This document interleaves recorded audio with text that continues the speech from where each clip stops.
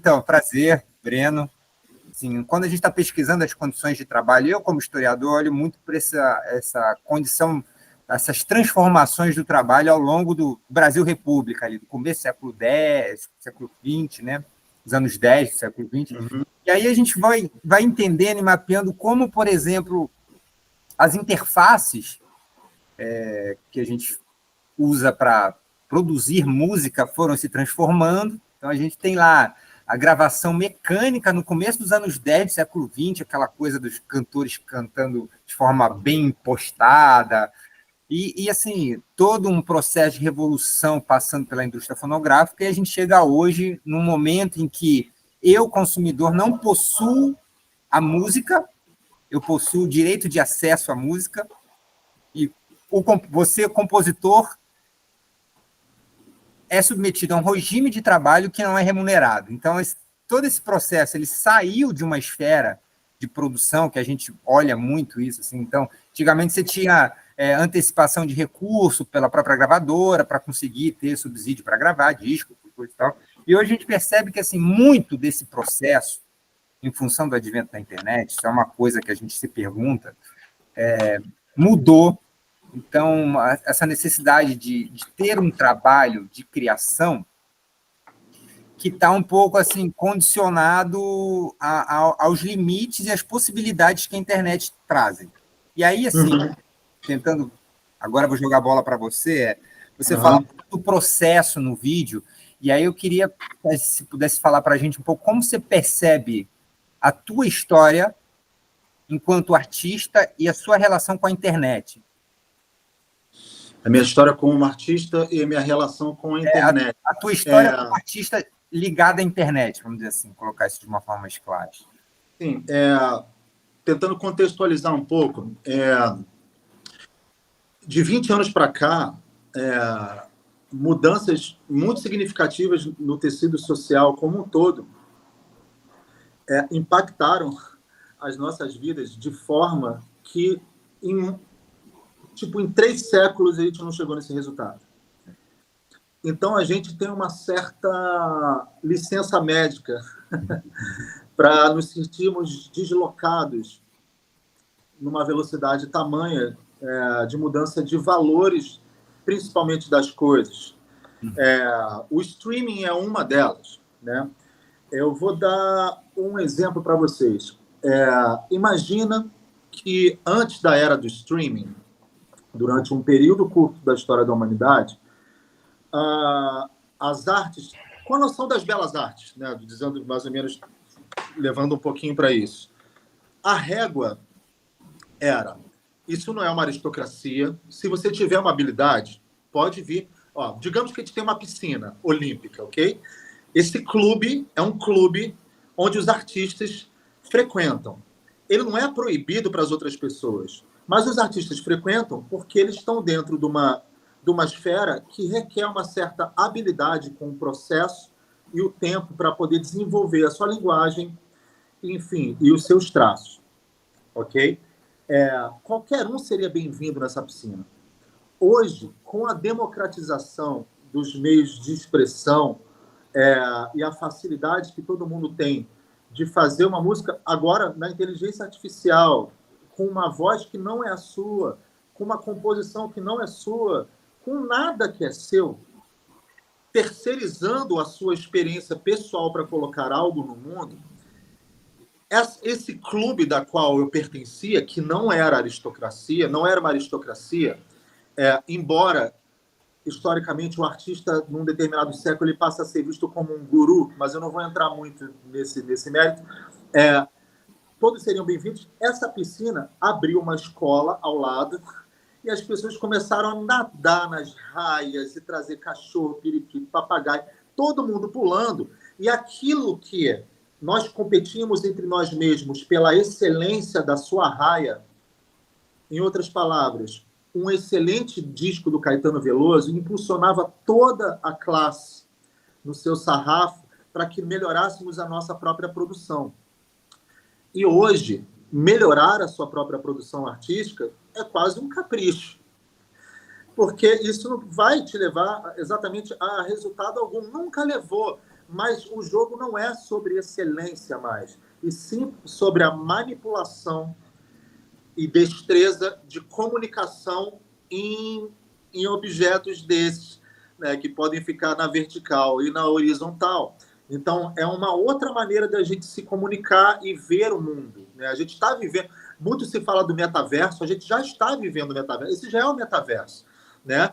Conflitos e coisas que acontecem nesse âmbito, quando eles encontram o oxigênio aqui fora, eles se diluem. A vida prática é uma outra coisa que acontece aí. Então, eu perdi um pouco a graça desse jogo, porque realmente um disco bom dos meus ídolos me impulsionava a tentar fazer o melhor de mim, na esperança, ainda que romântica, de ser reconhecido por aquilo. E hoje em dia não mais, né? Hoje em dia você vê todo mundo pode se expressar, e eu vou defender, embora dê uma confusão danada na piscina, eu vou morrer defendendo o direito da pessoa poder se expressar artisticamente, de curiosidade, fazer uma música de bosta, seja o que, eu vou sempre defender esse direito, embora sature todo o mercado, né? Eu sempre vou defender isso, mas como essa piscina ficou muito saturada, eu preciso, para viver, e não digo financeiramente exatamente, eu digo de viver no sentido de encontrar propósito para a minha vida, que eu encontrava nas minhas artes, eu peguei o meu roupão, eu me sequei e eu fui para outro lugar. Não é mais sobre música. Nunca foi exatamente, mas era sobre adquirir certas habilidades que só o tempo poderiam te aferir. O tempo para cozinhar o ovo é o mesmo até hoje. O tempo para se formar um bom bailarino será o mesmo daqui a 200 anos. Então, você não consegue bypassar a experiência humana e terceirizar algo que seria do seu próprio processo, terceirizar para uma outra pessoa. Você até pode, e o que é mais confuso é que você pode conquistar resultados absurdos e maravilhosos com isso. Aí você dá uma leitura para quem está vindo que, porra, eu não preciso sentir nada, eu não preciso chorar, eu não preciso rir, eu não preciso fazer nada, eu só preciso encomendar um negócio, eu tenho uma validação de mercado e aquilo tudo acontece para mim e maravilha. Você dá uma sinalização muito errada para os fazedores de arte, e sem contar no âmbito das remunerações e tudo. Então, a gente está no meio de um furacão. A gente está no meio e desse furacão é difícil se fotografar e dizer que, olha, a Terra é isso. Não, a Terra está mudando o tempo todo. Então, é mais ou menos isso que me fez tomar a decisão da banda e foi uma das decisões mais acertadas que eu já fiz na minha vida. Não só pelo alívio, mas também por sentir que eu estava enclausurando a minha expressão artística a um único formato de 3 minutos e meio em Dó maior ou Lá maior. E a vida é muito maior do que isso, né, gente? Então é mais ou menos isso. Você começou... Quando que você começou a atuar profissionalmente de forma mais regular? Em que ano, mais ou menos? Há uns 20 anos atrás. Início do século XXI. Eu vi isso, eu vi essa ruptura de mundo começar a se quebrar. Eu tocava nos bares, né? E de que uma banda cover vive? Ela vive de sucessos. E os sucessos, eles eram praticamente uma unanimidade. Quando uma banda, por exemplo, o Skank tocava Vou Deixar, você sabia que ia atingir a criança ao velho. Você ia tocar isso na noite, você tinha uma sensação de homogeneidade, de todo mundo concordando com aquela informação que aquilo é um sucesso. Com o início da era da internet, começou a vir a Pitty, os Los Hermanos, outras pessoas, e a gente tirava uma canção da Pitty para tocar. Quando a gente tocava no bar, na boate, eu via que um grupo gostava e o outro não sabia o que estava acontecendo. Eu vi isso se romper. Então, eu vi o início da cultura de nichos, que é o que a gente está vivendo hoje. O que a gente está vivendo hoje é muito parecido com o início da civilização como um todo, né? Pequenos povoados com as suas próprias leis e regras, né? Tentando dar um duro danado de aprender a linguagem do outro povoado, ou então querendo conquistar a marra o outro povoado. É exatamente a mesma coisa.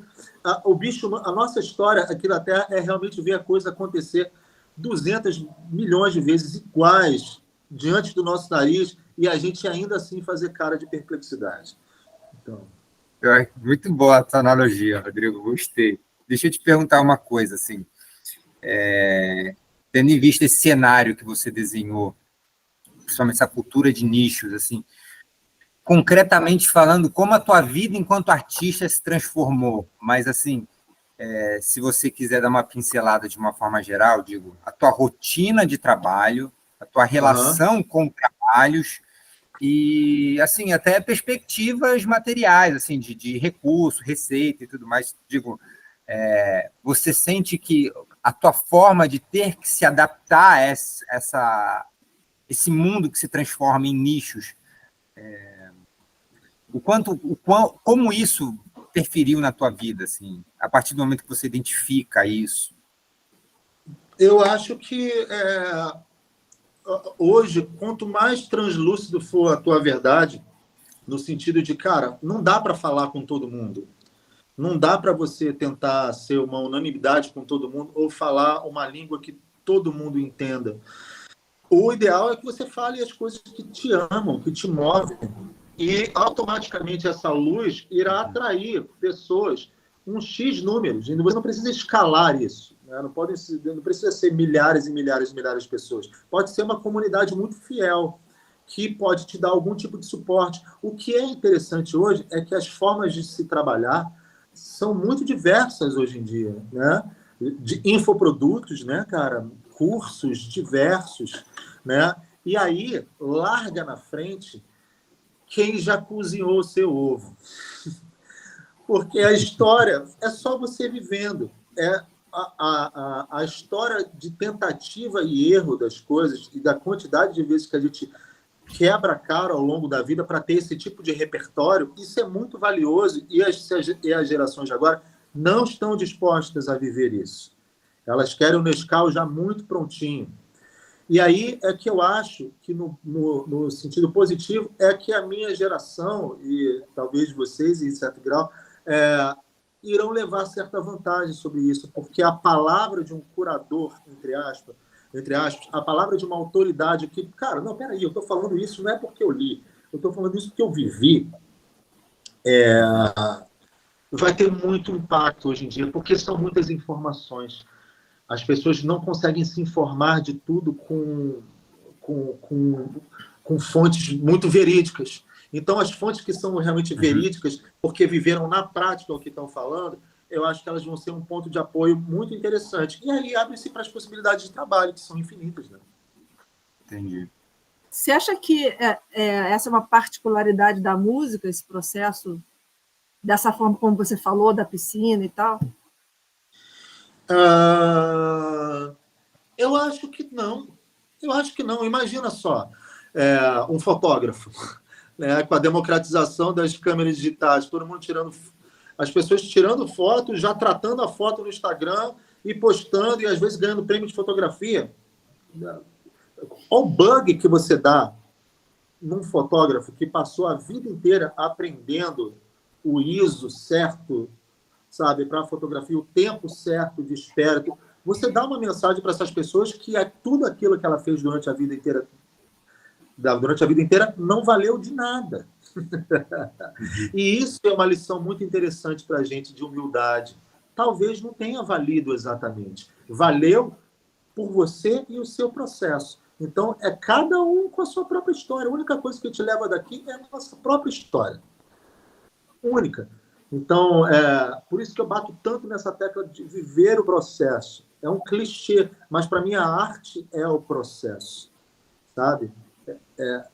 Ele não é transferível, ele é único. Você é um ser único em toda a galáxia.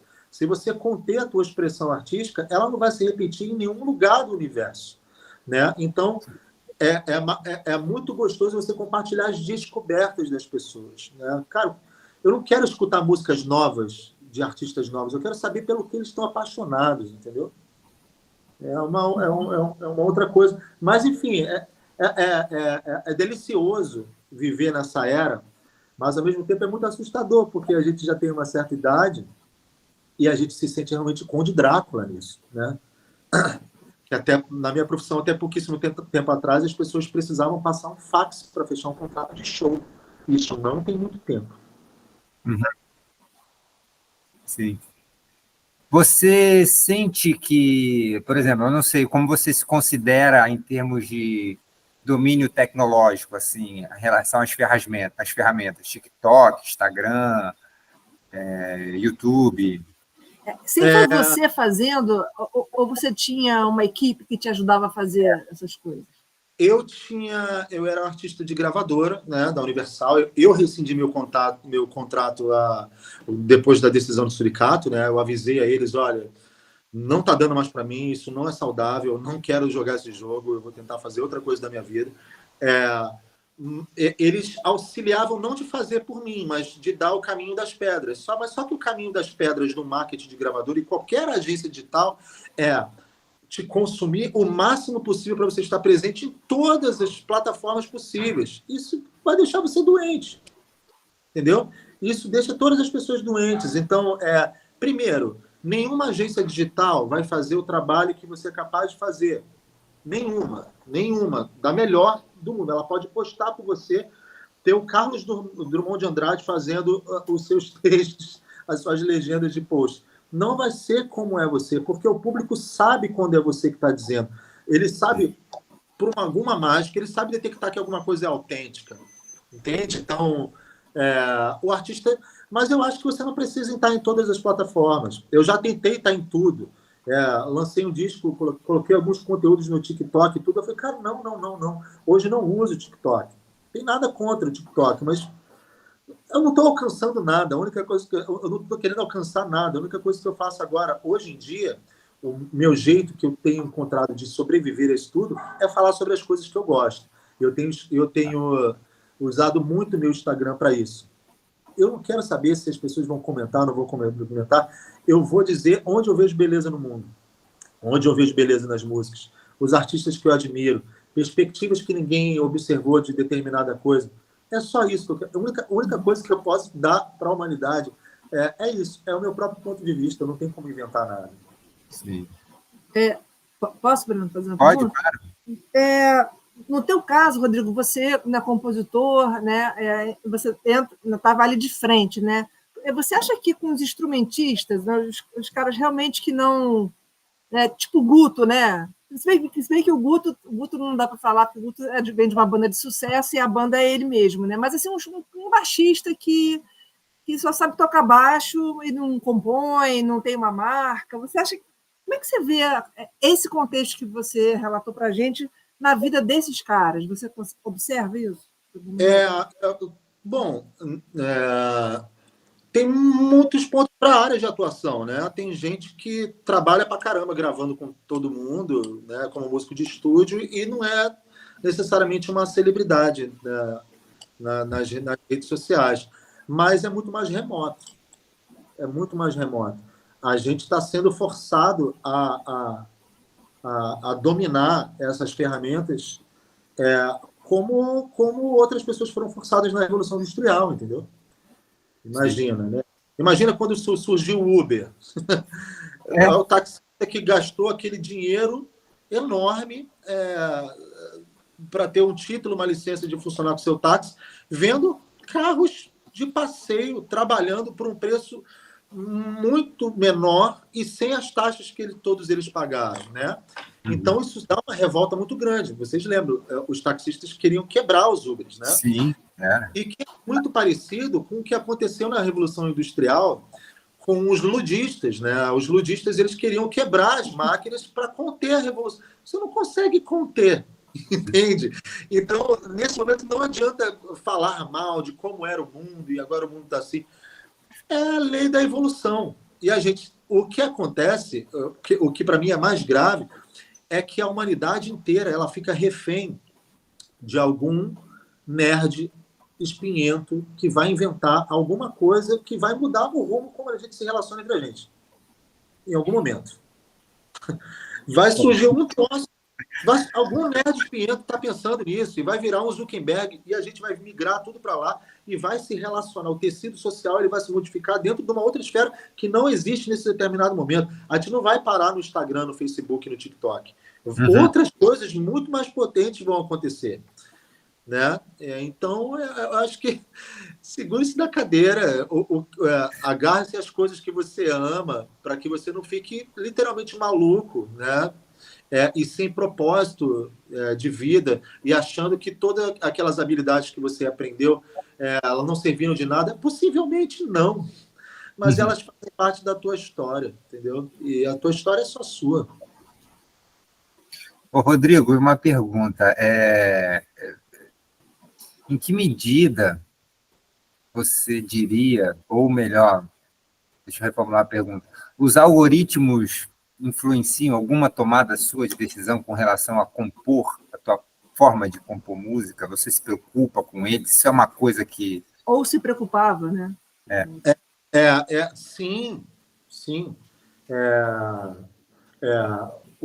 Por exemplo, o algoritmo de uma plataforma digital, quando um usuário randômico dá um play numa música e ele não gosta da música, tipo, em 3 segundos ele passa, o algoritmo da plataforma entende que aquilo não é um conteúdo relevante para ela e vai mostrar menos. Né? Então, o que você passa a fazer? Você passa a colocar, de repente, a parte mais importante da música logo no início, para tentar pegar. Mas não é muito... Aí, como a história é cíclica, não é muito diferente do que a geração dos Beatles fazia. Por exemplo, os Beatles, eles começavam o refrão, começava a música já no refrão. 1, 2, 3, Can't Buy Me Love. Sabe? 1, 2, 3 e Love, Love Me Do. É tipo assim, não vai embora, pelo amor de Deus. O principal da música. Com o passar das décadas, a música foi ficando um pouco mais experimental, né? Se é que vocês me entendem. E as pessoas passaram a experimentar mais músicas de 10 minutos, 11 minutos, porque o tempo é teu aliado naquele momento, né? Então, a gente é modificado, mas sim, o algoritmo ele modifica a forma como as pessoas compõem. Como qualquer... tem um livro do David Byrne, que é O que é a música, o que é a arte, sei lá, como a música funciona, em que ele diz como a arquitetura dos espaços influi na composição do autor. É basicamente assim, o Queen, por exemplo, quando ele compõe We Will Rock, tum, tum, tá, tum, tum, ele sabe que ele não vai tocar no Sesc. Ele tem plena ciência que aquilo vai ser executado num estádio. E na origem da composição, ele já compõe daquela forma, para poder entregar para a arquitetura daquele ambiente. Né? Então, o ambiente hoje são as plataformas de streaming. Então, claro que isso modifica tudo. Eu não acho que isso seja exatamente ruim. Isso só dá uma tarefa mais difícil para as pessoas de terem que garimpar o seu próprio conteúdo. Né? A gente não está acostumado, historicamente, a escolher nosso próprio conteúdo. A gente tinha 7 canais de televisão, 4 rádios. Na década de 80, você podia contar no dedo de 2 mãos quem eram os artistas. A Barão Vermelho, Titãs, Kid Abelha, Blitz, e ia chegar um tempo que isso ia se esgotar. Hoje, não. Então, você tem que realmente ter um pouquinho dessa peneira, né, de tentar encontrar o que é bom para você. O que eu acho que muita gente não vai fazer porque é maçante. Dá preguiça. E às vezes a gente nem... Assim, isso, agora é o Breno usuário, né? Usuário de Spotify, por exemplo. Né? Assim, os nossos circuitos de circulação, de consumo de música também, por mais que você tente... Hoje eu quero ouvir algo muito disruptivo. Ele está sempre, em alguma medida, dentro de um grande escopo muito próximo, né? E aí, assim, até para a gente ir direcionando um pouco já para o final da conversa, sei que a gente está na correria até, mas eu queria, até pensando um pouco nisso, Rodrigo, em que medida, eu sei que você falou bastante, assim, sobre a coisa do processo e da verdade de si, né? Sobre originalidade de compor, mas, assim, em que medida esses elementos te influenciam ao teu fazer música, por exemplo, escolher um instrumento. A gente sabe que, por exemplo, o Spotify, majoritariamente, ele é consumido via celular, nem sempre com fones. Isso te faz pensar, uma música em frequências mais médias e agudas, evitar mais graves. Esse tipo de questão entra para você na hora de pensar num arranjo? Para mim não, mas para muita gente, sim. Para muita gente, sim. Por exemplo, tem gente que tem um recurso chamado masterização. A mixagem é onde a gente mistura os instrumentos, o baixo com a bateria, com o teclado, a gente vê a altura de cada um, frequência e dá tudo certo. A masterização é o que vai fazer a primeira faixa ter mais ou menos o mesmo volume da quarta, ter o mesmo volume da... Só que o teu disco, na masterização, ele tem um volume. Se a Cristina Aguilera vier com um volume muito maior no disco dela, vai parecer que o disco dela é melhor do que o meu. Caramba, como o meu amador dela é tão mais alto. Então, isso, as pessoas passaram a modificar isso. Principalmente na masterização, de deixar tudo alto pra cacete, sem dinâmica, para espocar mesmo o falante do celular. E você tem a impressão que aquilo ali é super forte. Mas na minha, especificamente, não. Deixa eu... Posso fazer uma ultimazinha? Claro. Lá no seu vídeo, você fala, eu não lembro exatamente a frase, mas é como se assim, nunca fomos classe, ou nunca fomos no sentido da união dos músicos ou da profissionalização. Fala um pouquinho, desenvolve um pouquinho mais essa ideia. É que existe uma ilusão por parte até mesmo acho que mais em relação ao público, que os artistas eles pertencem a uma classe. Vamos proteger a classe artística. Eu não acho que seja exatamente uma classe artística. Eu acho que é cada cachorro com a sua própria caceta de desculpe. Onde as pessoas olham aquilo ali e veem que é um coletivo, que de repente ele é associado a alguma sociedade arrecadadora, ou então tem uma finalidade, um interesse em comum, como poder entender melhor a remuneração dos streamers. Então, vai a Marisa Monte, o Frejá e todo mundo, a Paula Lavigne, se unem pertinentemente e precisamente para coisas que são muito importantes, mas são esforços pontuais, sabe? Esforços pontuais. A gente jamais entraria em greve como, por exemplo, os roteiristas de Hollywood, entendeu? Isso jamais aconteceria. Não há um pensamento no coletivo, não há um pensamento principalmente em quem vem atrás da gente. A gente prefere muito mais vender uma ilusão para quem está vindo do que propriamente, olha, você vai encontrar vai ser mais ou menos isso. Como qualquer outra profissão. Uma das raras profissões onde você não sabe quanto você vai ganhar, o que você vai encontrar. Você começa isso com o seu sonho e o seu violão. Isso é uma crueldade que você faz para quem está vindo, e não existe uma bibliografia escrita pela própria classe sobre não exatamente as dificuldades, mas um mapeamento de, olha, faça o que você quiser, mas comigo rolou assim. A gente só vê a pessoa no estádio ou no show, aquela foto de final de show, super bem sucedido e tudo. Cara, se eu tivesse um violão, estivesse começando agora, eu ia falar, cara, eu quero ser essa parada aí. Claro. Né? Então, é nesse sentido. E isso, para mim, não foi exatamente uma desilusão. Isso, para mim, foi, ufa, finalmente eu já sei a verdade. E o vídeo está muito bonito, bem produzido, ele tem muitas qualidades, né? Não só o que você está dizendo, mas ele mostra isso que você falou do processo, que também geram relações humanas, né? Então, a relação entre as pessoas da banda, né?